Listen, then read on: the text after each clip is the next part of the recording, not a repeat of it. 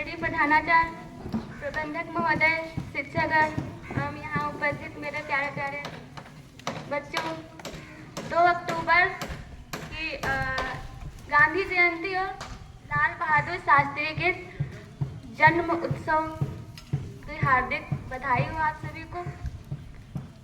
2 अक्टूबर गांधी जयंती और लाल बहादुर शास्त्री की जयंती एक अच्छा कॉम्बिनेशन है।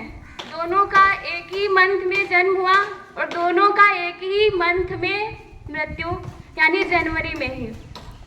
तो ये हम लोग नोटिस कर सकते हैं कि अक्टूबर और बहुत ही महापुरुष, दोनों ही बहुत महापुरुष कहलाए, दार्शनिक भी रहे।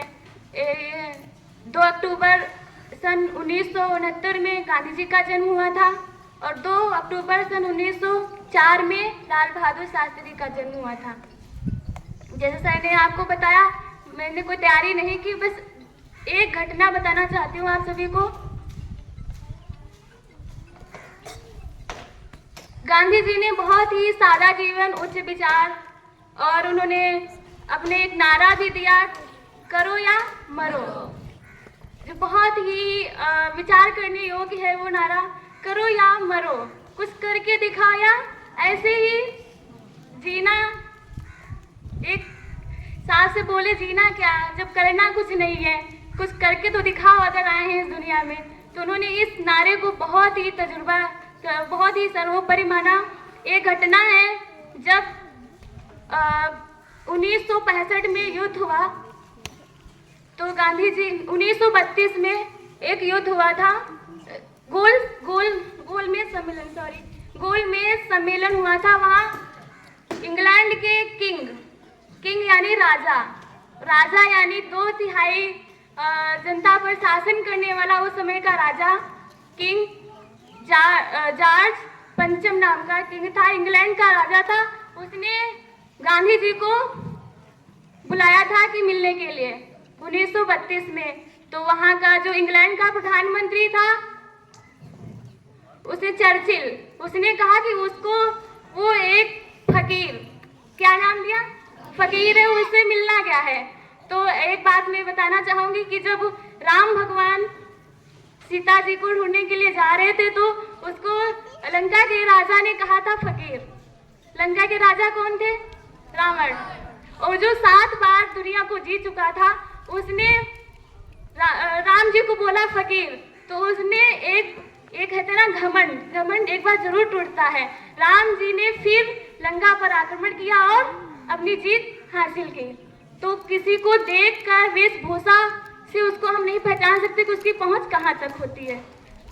तो मैं अपनी बात को आगे बढ़ाती हूँ। जब उन्होंने बुलाया गांधी जी को, तो उसने कहा कि जो वहाँ के चर्चिल थे, उन्होंने अपने मंत्री को कहा कि उसको पत्र लिख दो, वो ऐसे फकीर बन के मत आए, अपने अच्छे से कोट में पहनकर आए। ऐसे ब्लू कोट चलता है, नीला और ग्रे कलर का कोट, उसमें आए और फकीर बन के, यानी एक ही धोती में मत आए।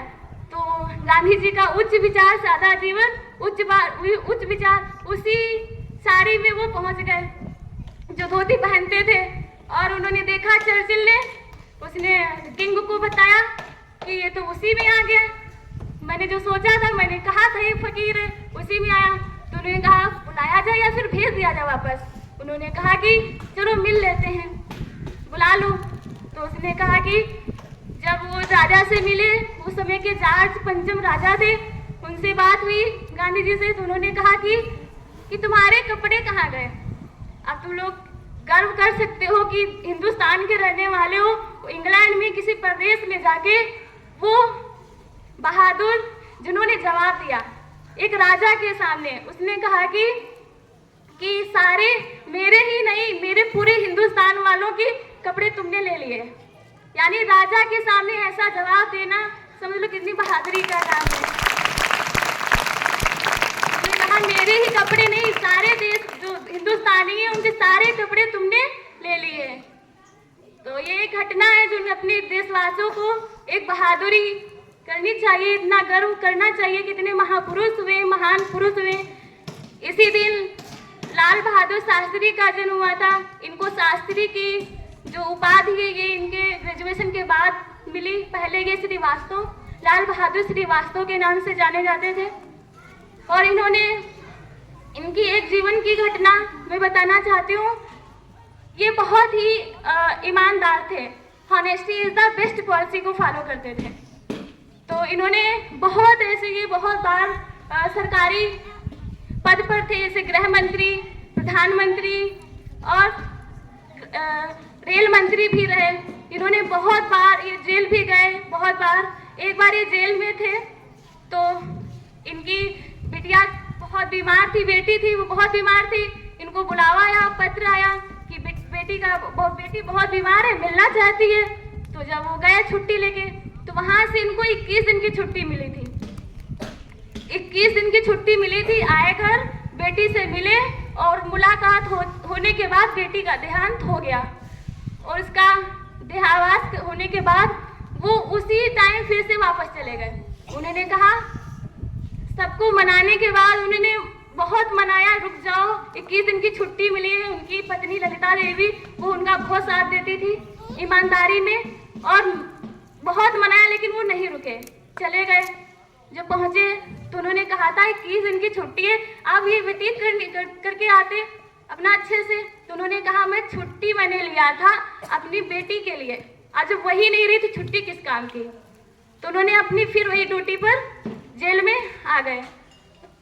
अपनी वाणी को विराम देते हुए एक बार फिर से उन्हें नमन करना चाहते हैं, उस महान पुरुषों को। धन्यवाद।